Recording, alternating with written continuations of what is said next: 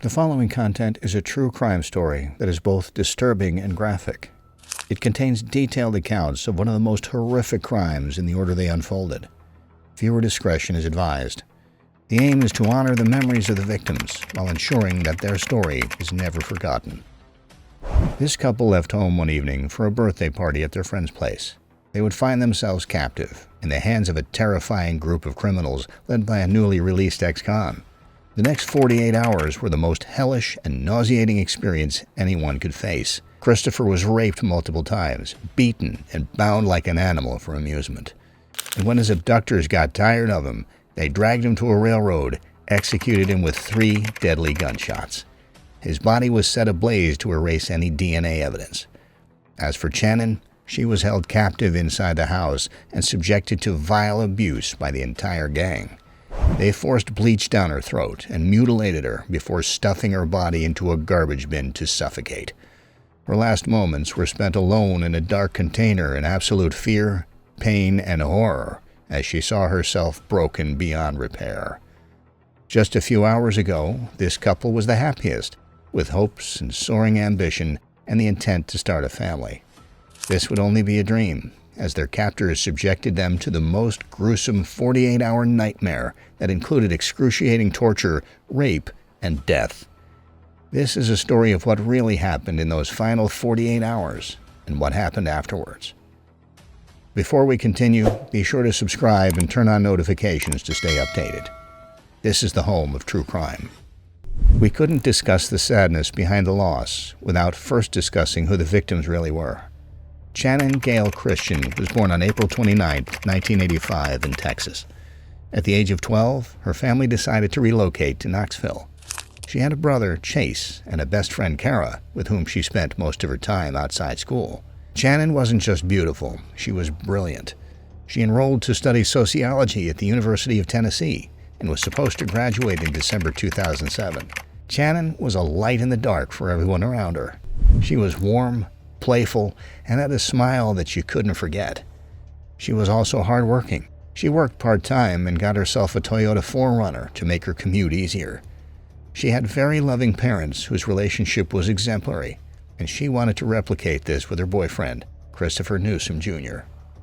Christopher was born September 21, 1983 in Knoxville. He was the kind of guy every parent would approve of. Kind, compassionate, and had a talent for sports.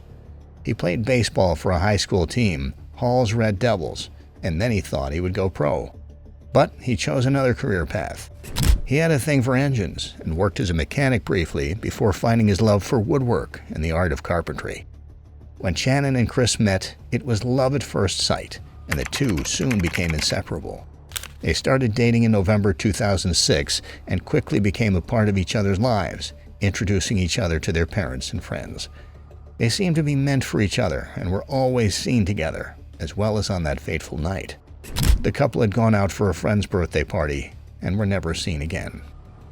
On January 6, 2007, Chris and Channon were inside her SUV in a parking lot. They were having a conversation about the birthday party they were about to attend. Unbeknownst to them, 3 predators watched them from their own car. These criminals were Lamarcus Davidson, an ex-con who served 5 years for robbery and car theft. The second was Latalvis, a brother to Lamarcus, and lastly, Eric Boyd, a friend. The trio was in search of an easy score, maybe a car to steal and sell, anything they could find. But on that fateful day, they found the young innocent couple staring deep in each other's eyes and completely unaware of the armed shadows lurking around them in the parking lot.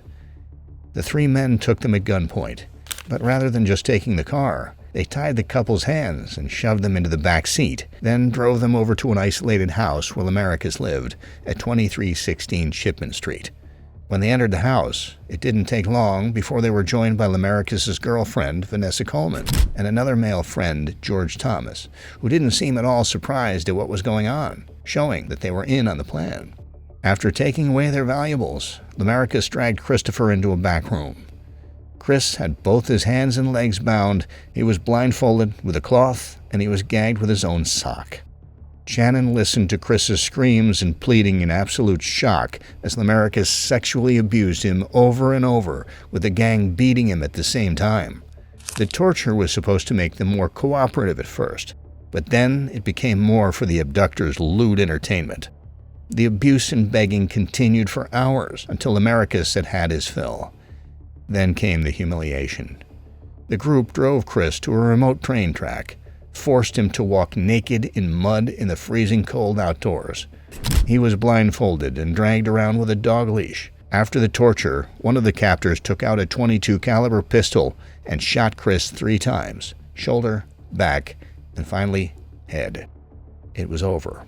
The monsters wanted to cover their tracks, so they covered the body in sheets and set it on fire to destroy all evidence. The remains would later be found by a railroad worker, and the dental records identified as Christopher Newsom.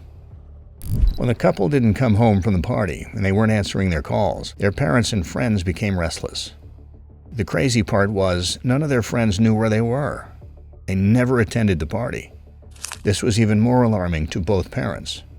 The Knoxville Police Department assured them that a search would begin if they weren't back in 24 hours. The families organized their own search parties and took to the streets. They obtained the phone data of their kids and discovered very important information. Channon's phone last pinged from a cell tower on Cherry Street, north of Knoxville. Chris's truck remained in the parking lot, but Channon's SUV was gone. This didn't seem odd, but after the police got information about the burnt body near the railroad, the search for the couple immediately began. Meanwhile, Channon was bound and blindfolded in the house, under the watchful eyes of Vanessa, Americus' girlfriend. Channon was unaware that Chris was dead.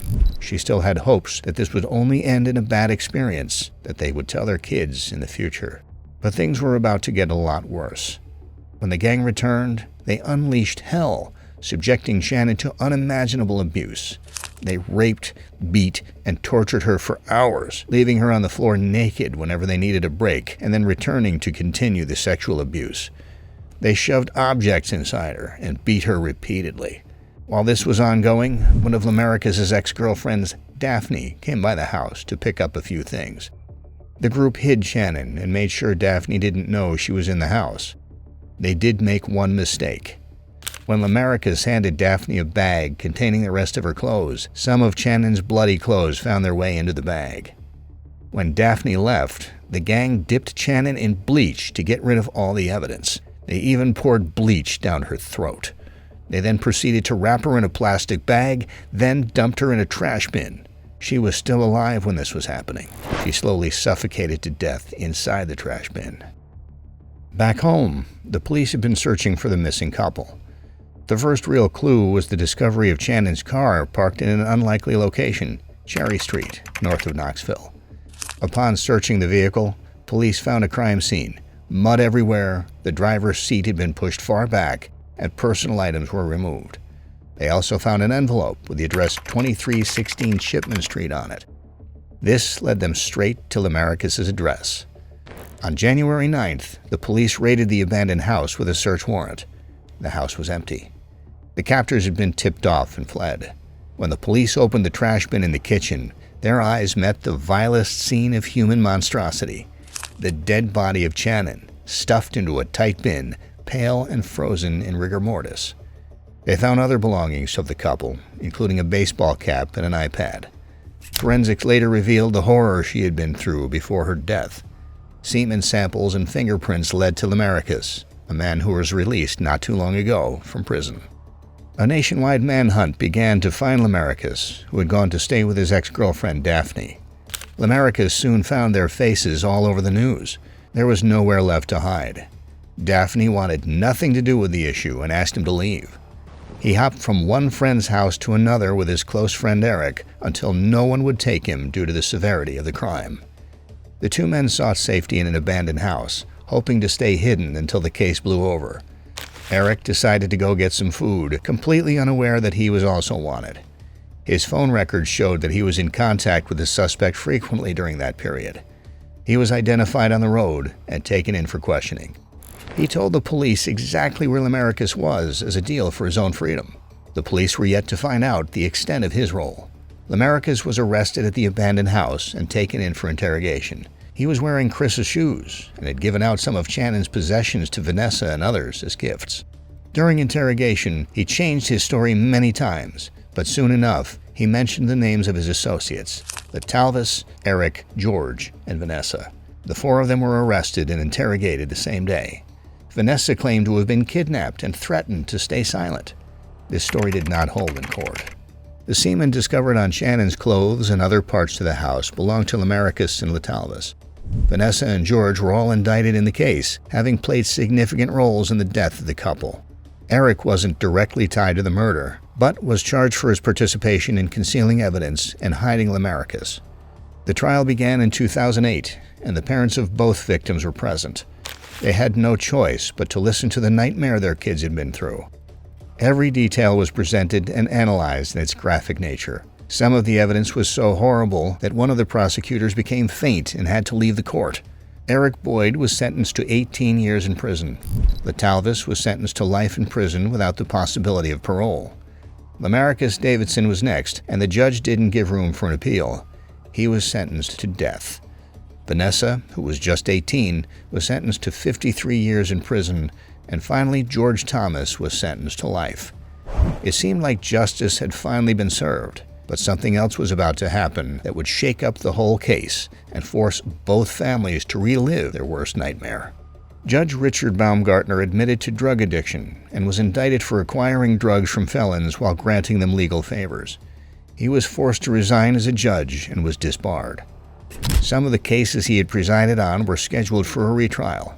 It was decided by the state that he was already compromised, impaired, and unfit to be a judge. The retrial took place in 2012, and most of the sentences remained the same, except Vanessa, whose sentence was reduced to 25 years, and Eric Boyd, who was finally charged with pulling the trigger on the gun that killed Christopher. Eric Boyd was sentenced to life plus 90 years without the possibility of parole. After 12 long years of legal drama, justice was finally delivered evenly. All killers were placed where they could never harm another innocent soul again. Lamarcus's house on 2316 Chipman Street was destroyed, and a memorial was built in its place to honor Channon and Christopher. Foundations were established in their memory, offering scholarships so others could pursue the dreams Channon and Chris never were able to. Thanks for watching. Please leave a like and subscribe. If you would like to see how a false pregnancy led to a gruesome murder, click on this video.